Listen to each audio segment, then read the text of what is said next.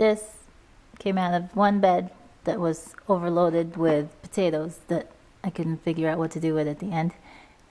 And I probably planted more potatoes than when I got out.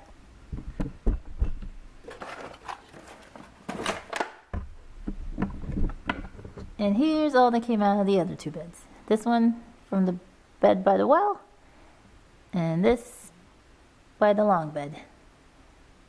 That's it. Here's the leeks that I harvested. It's about 13 in here. This will be ready to, I'll probably blanch and freeze. I'm not sure when I'm going to get to making potato leek soup, so I'll save that up. Hi everyone. I hope everybody's had a long, great weekend. Can't believe we're in this part of September already. And I hope school's off to a good start for you, those of you who are doing that. Well, as for us, the kids are at school, and as for this project, anything that we start tends to get about 90% done, and then that 10% just ekes on for a while. But we technically could put them in, but I'm not ready for that yet. The main project to do is the fence has to be put up. We had to cut down a couple more trees. They had to go anyway. They were gonna fall eventually. So we just need to clear this out of the way. Here's the fence starting its way over here. So it'll wrap. We left this tree in, so it's gonna be interesting to see how it wraps with the bird netting on it. So yeah, the only other really main thing to do is to put roofing right there, and then everything else is little stuff like the chicken door has to be done. And then I picked the majority of the leeks. Some have already started going to seed, which is okay because I'm saving seeds. Now I get to see how beautiful the flowers are. So I had 3 go to seed on me. I pulled one accidentally. There's one not ready yet. And then the others that I left behind are still, I don't know, less than an inch. So I don't know if they'll grow anymore, but I'm just leaving them for now. Doesn't hurt anything. I'm trying to propagate some rosemary and lavender using this, well, this is a mix of perlite and vermiculite. I haven't gotten to pulling at them to see if they've gotten roots. I've also got, what are these, hydrangeas? I did some cuttings of those and trying to see how they do. And this one's doing well. This is new growth. That one, I don't see any new growth, so I don't think those took. These, I don't know, we'll see. Another day. So it turned out not to be the year of the potatoes like I thought. I actually had more harvest from the bags than I did in all the ground spaces that I put in. This bed, I don't know, 2 by 3. This is 2 by 3 also, more or less. Yielded absolutely bupkis.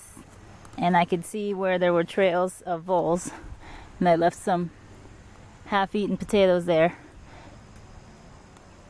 You didn't even see where the sweet, the seed potato, usually that stays behind all mushy. And that wasn't even around. This whole bed of potatoes yielded like, what, 10 little potatoes.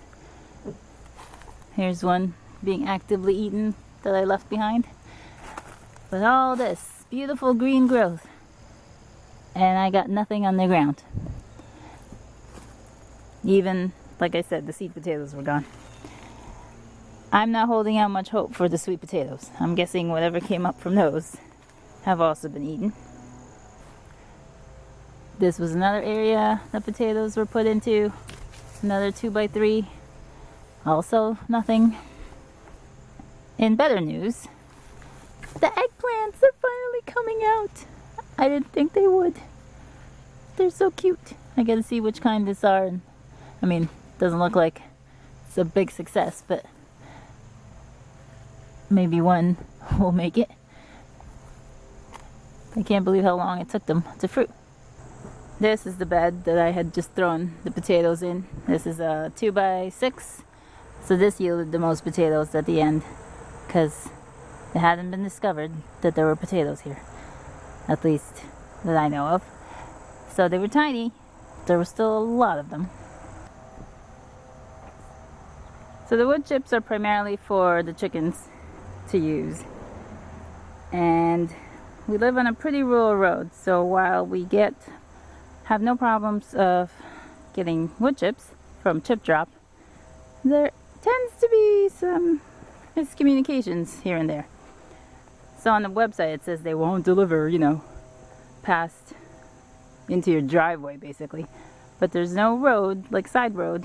People like run and bike and walk their dogs at their own risk, so you gotta get it in.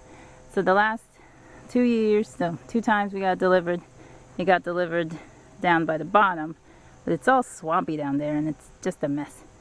So this year I paid extra. I paid the $20 to hopefully get my chip where I wanted it, which was further up the driveway, and I had this area tarped off, and that seemed to be good.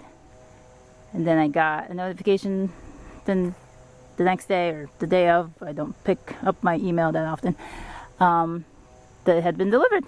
And I'm like, I don't remember seeing any giant piles anywhere. So I was like, oh, and they had taken the $20 because it's upon delivery. So I, did not deliver, and they refunded the $20. That went out smoothly, great. And then a few days later, I put in another order because I thought I had canceled one. Well, a couple days later, the first chip comes. That went well. I gave the guy directly the $20. Sweet. And then we went out. A couple days later, we came home. And I'm like, something doesn't seem right. And there's another chip drop. Another giant pile. Which was not on the tarp that I had set up. Or any tarps. Never mind that it had buried 2 of the plants. Or either hazelnuts or black walnuts. 2 plants. Oh, there's one.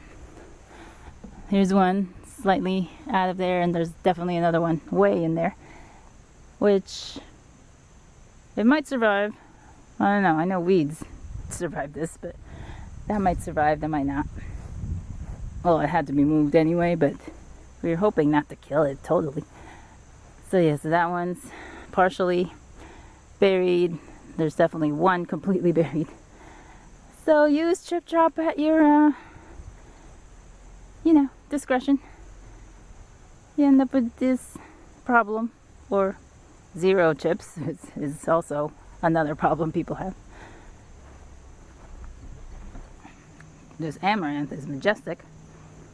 I hope I can learn how to harvest the grains that are supposed to come from it.